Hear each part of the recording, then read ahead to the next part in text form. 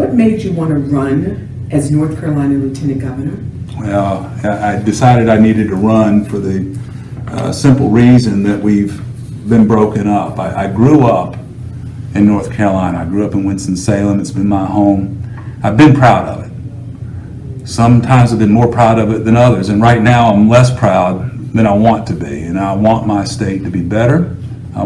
I have got these friendships across the state, and people have been saying to me, we need a voice that can bring us together, that's moderate, it's pragmatic, it's progressive, but it's also fiscally accountable.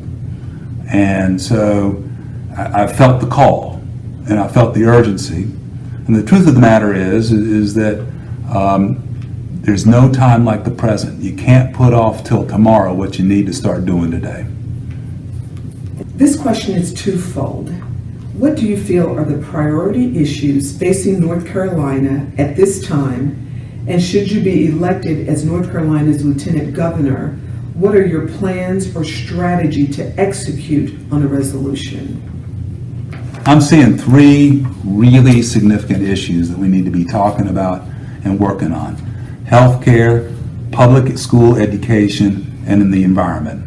And I'll take them maybe out of order. So I'm an environmental lawyer, and the environment is North Carolina. People don't understand that in North Carolina, our General Assembly has declared that we cannot use science to understand climate change. My dad was a doctor. He did research. He depended upon science. He devoted his life to it. And as an environmental lawyer, I depend upon science. I trout fish. Trout's unlimited, depends upon science. How our legislature can say we're not going to deal with science in order to understand climate change is beyond me. We can do a lot about climate change. We used to be, in North Carolina, the leading producer of solar energy in the country, second only to California. What changed? The legislature said in 2015, we're not going to have a tax credit for putting up solar panels. So they killed off this job-producing solar panel production. And that also meant that in order to get the electricity that we needed, we had to go back to things like coal-fired power plants, whereas before we were having these solar plants. We can do this again. We can have wind energy. There's a lot of things we need to be doing on the environmental front. On education, we have the best university system in the country.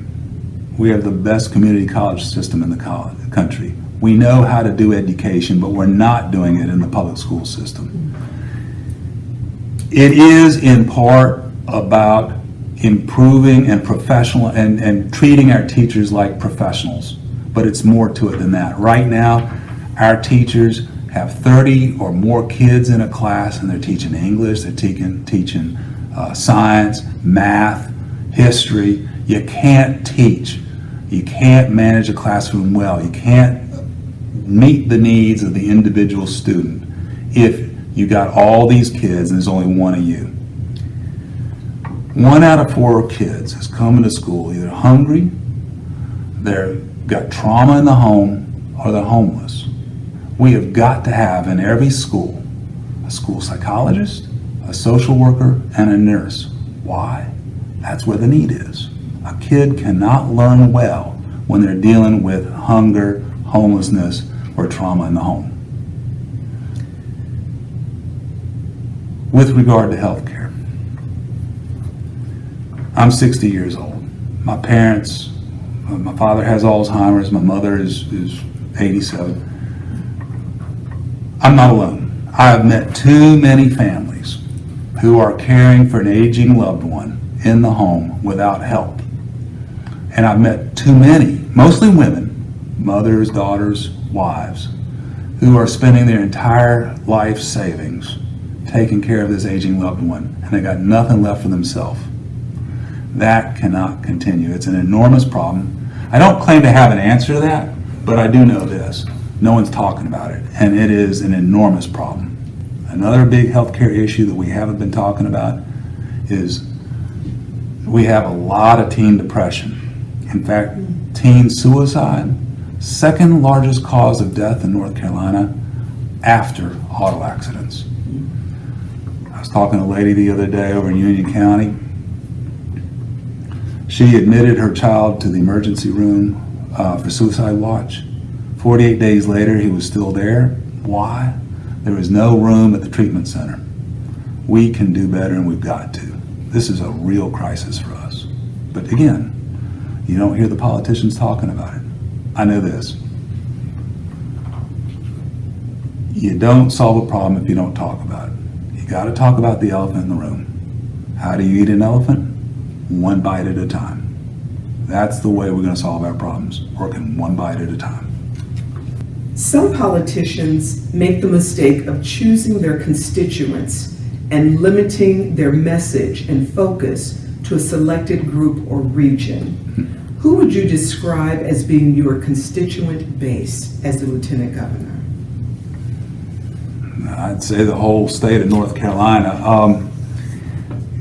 Yeah, I've never understood why some politicians think that it's just they respond to only one group of people or another. I mean, that's what leads to the division that we've seen today.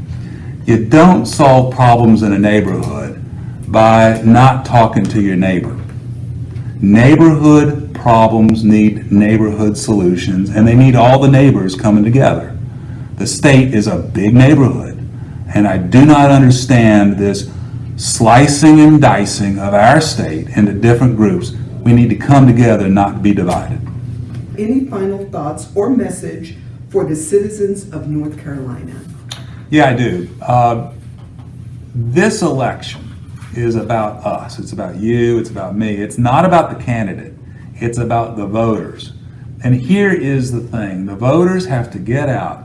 You have to be motivated. You have to talk to your neighbors, your friends, your relatives, and say, look, if you don't vote, you cannot stop and complain. I don't want to hear it. If you do vote, I think we are going to be delighted.